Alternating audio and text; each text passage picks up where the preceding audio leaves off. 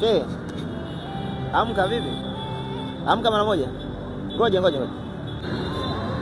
Vipi? Kwema? Mbona umelala? Subiri. Mbona umelala? Unaumwa? Unaumwa nini? Kichwa. Unaumwa kichwa? Unaumwa kichwa? Ndio. Kichwa kinauma sana? Ndio. Sawa, na hapa mkononi umejifanya nini? Lawa alimchana. Nani alikuchana? Lawa. Alikuchana? Wewe kichwa kinauma? Umepata dawa? Bado. Umekula?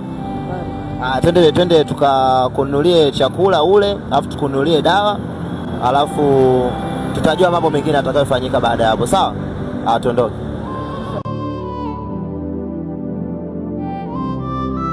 Anasema anaumwa, ajala, lakini pia ana maumivu kwenye mkono wake. Tunataka tumtoe hapa. Jambo la kwanza kabisa tumpeleke hospitali, alafu mambo mengine yatajiri baada ya hapo. Mwili wake una joto vibaya sana. Hapa ni Ubungo Mataa.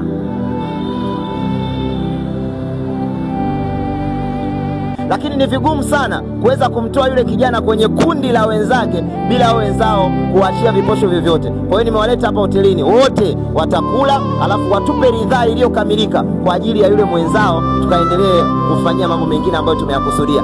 Kama 28,000 2,000 yangu hii hapa. 28,000 hii ni kwa sababu ya watu 14 hawa ambao tumetoka nao kule.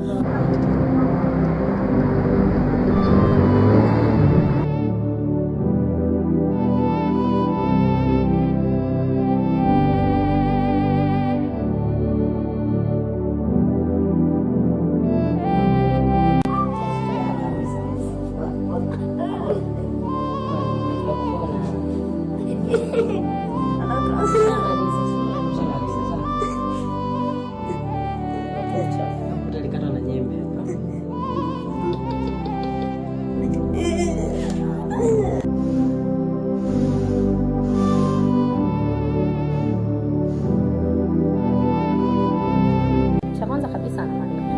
Sawa. Na mkojo wake pia sio msafi, lakini kidogo tu, sio sana.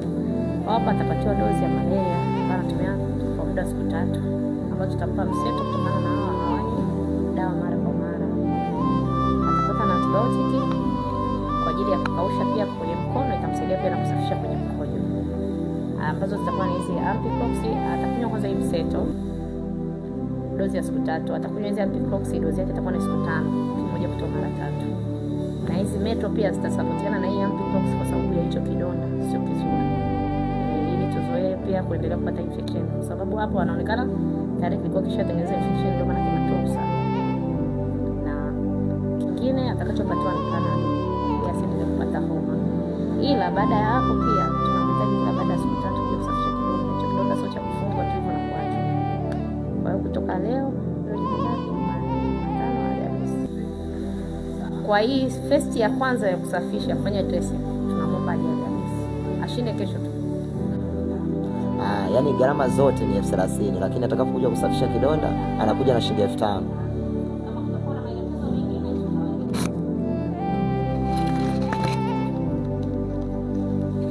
Sawa, basi sasa hapo tunasubiri dawa.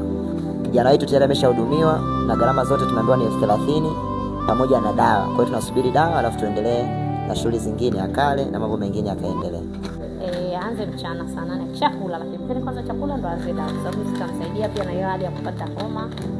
Kichwa kinauma sana. Kama kinauma sana, tuchome sindano ya maumivu. Maumivu sio makali sana. Kijana wetu tayari ameshahudumiwa vizuri kabisa na tumelipa gharama zote, na dawa tayari tunazo hizi hapa. Kinachofanyika muda huu, tunampeleka akale, anywe dawa, alafu mambo mengine yataendelea baada ya hapo.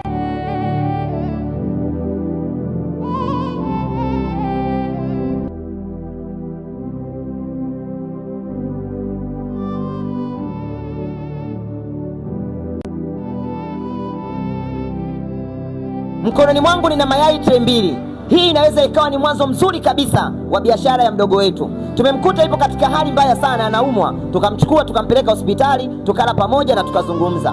Miongoni mwa vitu tulivyovizungumza, ana uwezo mkubwa sana wa kufanya biashara ya mayai. Tukamtafutia sehemu ambayo atakuwa anachemsha mayai na wanamsimamia hii biashara kuanzia mwanzo mpaka mwisho. Haya yote yanafanyika ni kwa sababu yenu pia wa Tanzania, mnanisapoti kwa namna moja ama nyingine. Lakini leo ninawaomba tukamsapoti huyu jamaa, anaitwa Hamidu Furniture_TZ. Yeye anauza furniture za majumbani na maofisini. Anapatikana pale Mabibo. Nitaweka namba zake za simu hapo na nitamtagi kwenye caption. Tukamfollow na tukamuungisha biashara yake, kwa sababu yeye ni miongoni mwa watu ambao wamesababisha hili kufanikiwa. Tunamkabidhi biashara mdogo wetu na tunamwomba Mungu akamfanyie pesa kwenye hii biashara yake, akafanikiwe na iwe ni sababu ya kufanikiwa katika maisha yake.